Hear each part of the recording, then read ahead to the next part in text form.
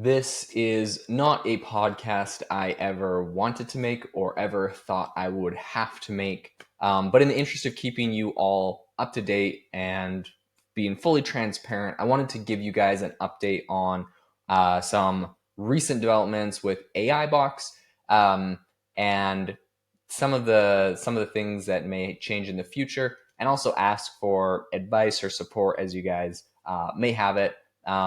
Connections or anything else. So essentially, what happened this morning, I opened my email to find an email from a law firm that was representing Box.com. So for those that don't know, Box.com, probably a great product. I'm assuming, I think I've used this when I was in college. It's essentially like Google Drive. It's a file storage platform, and they do a lot more now. But this is kind of how it started out. You can think of it sort of like Dropbox, which is kind of interesting because there are some parallels to Dropbox and Box.com's lawsuit that happened, or some legal issues a number of years ago. But in any case, we received a cease and desist from Box.com, claiming trademark infringement and dilution of their brand. And this is because Box.com has a product called Box AI. And in their in their legal document they sent over to us, they highlighted the fact that AI Box shows up under some searches that also show Box AI. The real issue here is they believe that, yeah, we're diluting their brand, and they've sent us a cease and desist for our name AI Box, meaning a complete, they're requesting a complete name change, rebrand, which may sound simple on some cases. Of course, it also feels very, to me personally, this feels very much like a big company with a large budget. Whether they're right or wrong in this suit, they know that they have the attorneys and they have the money, and they can essentially try to bleed us out in a long, drawn-out lawsuit. Even if they're wrong and they lose, they know that for small startups or medium startups, or compared to them, a publicly traded company that had over $1 billion in revenue so far this year, it's simple. So they'll either win the case, or they'll win if they just bleed us dry and made us declare bankruptcy because we had to spend all of our money on lawyers, even if we had a good case and we're correct. So in the case, and I'll talk about this, I'll go over some of their their grievances or their issues, what they're asking for, and then I'll talk about give our side of it, and why I believe we have a strong case and shouldn't have to change our name from AI Box. So they have said that, of course, Box.com is over 15 years old, and they're saying they spent a lot of money on building up their personal brand, which, fair enough, fantastic. I mean, to be fair, the word box just represents like an item. So they pick something that is a name. It's not like Google or Yahoo. They have a number of technology companies that are, kind of in their umbrella. Of course, Box is their trademark and it's their company, but they also have Box Sync, Box Relay, Box Sign, Box Notes, Box AI. So it feels like if anyone ever starts a company with the name Box in it, they're probably going to get a lawsuit from them, which seems wild. You can imagine. I don't know. Anyone ever started a company with the name Meta in it, I'm assuming the same kind of thing. These big tech companies are just kind of bully and come in with a lawsuit. Now, maybe Meta seems more brandable. Box, to me, it's crazy, right? So, like boxoffice.com. Oh, well, it has the name Box in it, and we have these other Box websites. Lawsuit. I could see that happening. In any case, Box says, over the years, Box has invested tremendous resource in developing and protecting its brand, including through international trademark filing programs. They got a bunch of patents and trademarks for their different programs. Great. That's awesome. They can keep them. They say there is no doubt that AI Box's use of AI Box, a mark that occupies Box's trademark and corporate identity for products that directly compete with Box's core offerings, will confuse customers about whether the AI Box platform is operated by Box or whether there is a licensed collaboration, co-branding, or relationship between them. Even if customers are not confused, AI Box's use of AI Box will dilute the singular meaning of the Box trademark, as well as the Box AI trademark. Okay, and the Box mark family. So really what they're saying here is you cannot use the word Box in any business name because they own the trademark Box and it's the Box family. So here's what's interesting about this case. This wasn't something where when we were doing, anyone that's named a business before knows that this is like a very, it feels like a magical experience coming up with the name. You sit there, you come up with thousands of names, hundreds of names, you type them into GoDaddy or wherever you're registering your website and do your research and figure out what it was. For us, there was, it was a long process. It took us like a week to come up with AI Box, and kind of when we went to register the domain name and aibox.ai was available, we were like, oh my gosh, this is an amazing domain. This is a great thing. We kind of moved forward with this. So this was back in December of 2022. Since that happened, when that happened, there was no Box AI. So this Box AI wasn't a product or thing that even, existed. So for us, it wasn't like, oh, should we go, I'm sure I went and Googled AI Box and looked at the results. There was nothing that looked like it competed or was kind of in the same space or was from any big technology companies. I was like, okay, this is kind of in the clear. It wasn't until 6 months later in May of 2023 that Box demoed at some event a few features that were going to start being these AI features that they were dubbing kind of Box AI. Just like everyone's like Amazon AI, Meta AI, everyone's just throwing AI at the end of everything for some AI features. So they demoed it not even until 6 months later, by which point we had already obviously chosen the name. We'd gotten investors. We'd gotten people on our wait list. We'd started announcing it. We'd started doing marketing. All of this is publicly available data that we've kind of been growing the brand and doing our SEO and built our website and, done all this work and put it all in. 6 months later, they go and announce, oh, hey, look, we're going to kind of use not even the same name, but something similar. Okay. So, let's go back to what else they're alleging. But I just want to bring up the fact that we obviously existed. It wasn't something like I was like, oh, look, there's Box AI. Let's try to, I don't know, change it slightly and run with it. No, we existed before them. They came along after. They could have done their own research if they wanted to see that there was already other companies in this space doing things. Obviously, they're a big publicly traded company. They probably wouldn't do anything anyways. They'd probably just set it up, start running it, and then after a certain amount of time, go send cease and desist and sue the heck out of everyone. But anyways, just for reference, we existed first. They did not exist when we started this. Yeah. Okay. So they then say these outcomes are even more likely given the fact that AI Box has adopted a logo for its AI Box platform that is highly similar to Box's own branding used across the Boxmark family as shown in the comparison below. So if you have video or if you're on Spotify or YouTube, you can see this. Otherwise, I'll just explain. They have three diagrams of our logo, the Box AI logo, and the Box logo. So they say they're highly similar. These are like the most different logos I've ever seen. So AI Box's logo is all caps, the words AI Box, big bold letters. You look at Box's logo, their company, it's all lowercase. They're like really flowy circle letters. Like nothing alike. I guess the only thing similar between our logo and their logo is the font is white in both cases, although sometimes we use a gray font if it's on a white background.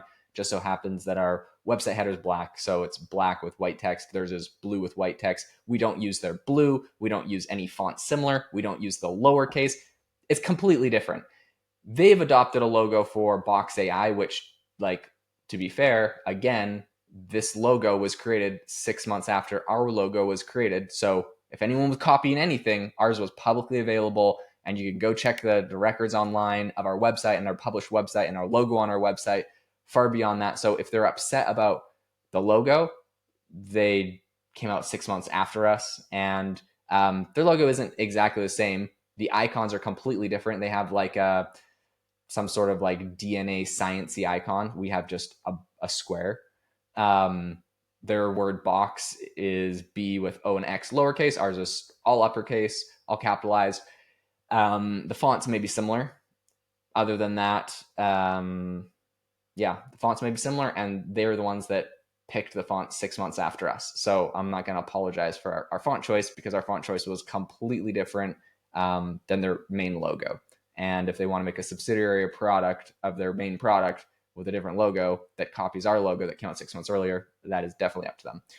They say the overlap and competition between the parties is also underscored by the fact that the parties' respective products, websites, and product announcements appear intermingled in search results. We've done a lot of work to rank high on Google through SEO and through my podcast. Since we incorporated the company back in December of 2022, I have talked about AI Box in virtually every episode. This is the reason I started the podcast, was to promote AI Box, to get people on the wait list, to get investors, and to get users for the platform. And it has been able to do all of these things. We were able to raise over $600,000 for AI Box to develop the platform. We were able to get, we had over 4,000 people on the wait list to use it, including people from Google, Harvard, Atlassian, KPMG, Ally Bank, a bunch of incredible places. We were able to get 4,000 people in our AI Box creators communities over on Facebook and on Discord. And this was a big thing, right? Like we want to make sure that when someone searches for AI Box, we show up number one. This is SEO. And we put a lot of energy and also money into this, right? Like SEO doesn't all just magically happen. We paid a lot of money to help create content, to do partnerships and blogs, and backlinks with websites to write about us and talk about us, and influencers and all this kind of stuff. That all goes into what we have today, and the reason why, this isn't just a simple like, oh, just change your name to something different, completely rebrand, start from scratch. Like, this is not the direction we want to go. And also, I don't believe this is the direction we have to go. And it's sad to see a big multi-billion-dollar company just kind of going out hiring IP attorneys to just kind of go sue people. Yeah, because it obviously is not a big financial monetary, impact on $1 billion company, but they know they can kind of drain small startups, stifle innovation, kill small startups. I don't think this is the brand image that Box wants. And I'm not sitting there saying they're a bad company, or maybe even that the executives at the top know about these kind of lawsuits. Maybe it's just somewhere in their 2,500 employees, someone's in charge of this and they're trying to, maybe protect their brand or something. So it brings me up to an interesting point on why they would kind of do this. It seems kind of dirty, right? There's a company that was started, incorporated before you came up with a product line, but you want to own the product line. You're mad that they show up in the Google search results. So instead of trying to just compete with them on SEO value and becoming more popular, because to be honest, like, I cover every AI innovation, not a lot of people are talking about Box AI. This isn't something that's made a lot of news. This isn't like a very excited, hyped, talked about AI tool in my circles that I've seen anyways. And I've seen people say similar things on LinkedIn. So instead of being like, gee, we should make our product better, or try to get more people talking about it, or using it on merit, it's like, oh, let's look at the Google search results. Who else is ranking that could potentially be making us show up lower? Let's go sue them. Like, that just seems very, I don't know, kind of dirty to me, and sad. So this would appear to be a bit of the approach. I've talked about this a little bit and kind of what's going on LinkedIn, talking about why I believe we can, what we should essentially remain the same AI Box.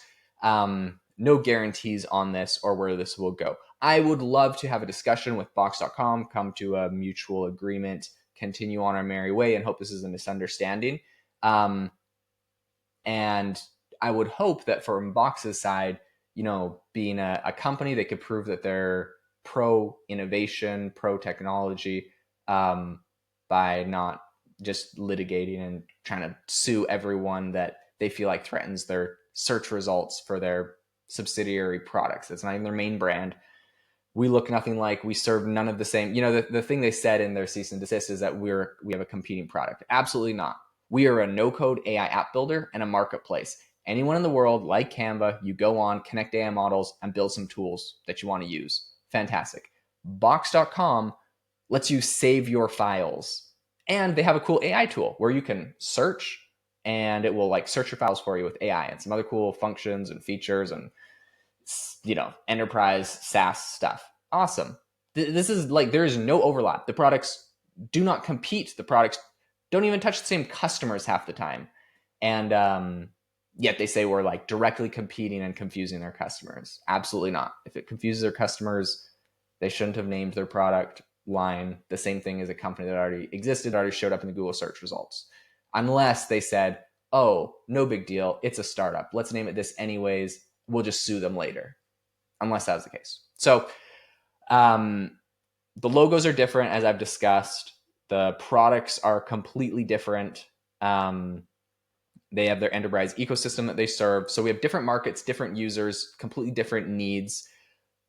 We are a very small team right now that's working on AI Box. We're very passionate. We believe that this is an amazing way to bring AI to everyone. Everyone will be able to leverage this and create amazing tools, specifically non-developers. I myself am not a coder, not a developer. And we really believe that there's a huge market and audience that we can create a tool that essentially helps them to create AI tools and unlock what they're trying to do without being developers. This is what I've been passionate about. I love tools like Canva. I love no-code tools. This is what I'm all about. This is a completely different company, but we're very passionate about what we're doing. And it feels like we're currently getting pushed up against a multi-billion-dollar company that is just trying to squash us because we're inconvenient, that we rank well, do well, and a lot of people talk about us, and we show up in Google search results.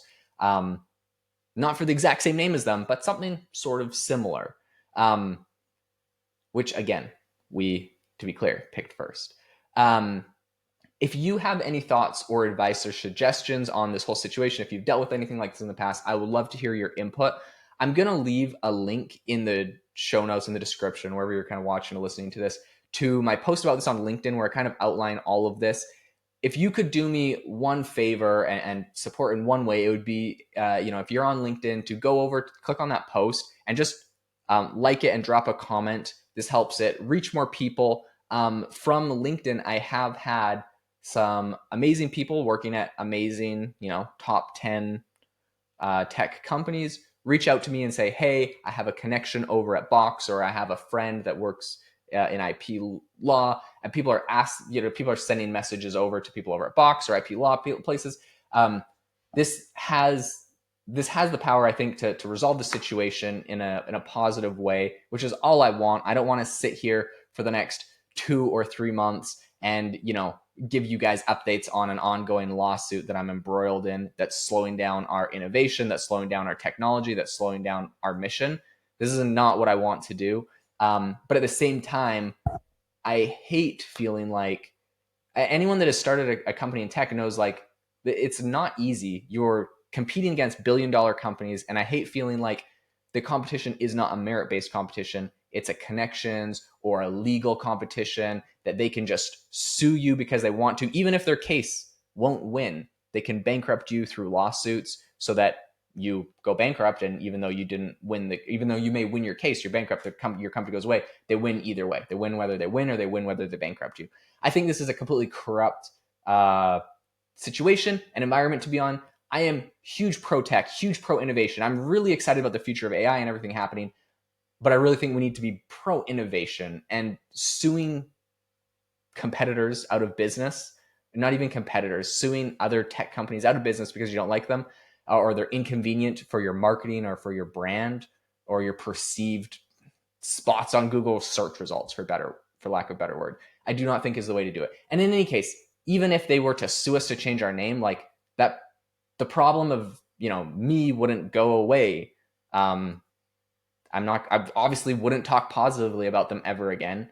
And I don't want to have to do that. I don't want to have this negativity. I don't want to have to, have this issue. I don't think they want the blight of that on their record, because I'm not going to disappear anytime soon. I'm going to be in the tech ecosystem for a long time. I'm going to build some incredible innovations and try to help as many people as I can. And I don't want that being part of my story that I got to rehash and tell forever that makes them look bad. I don't want them to look bad. I would love them to look great. They're probably a great technology company. They have 2,500 employees. I wish all of them the best. I hope all of them have long careers. So if there's anything that I'm asking for, I guess, in all of this, is if you'd be able to go over to the LinkedIn post, comment. If you have any advice If you've dealt with anything like this in the past or know anyone that has, please tag them, please share this.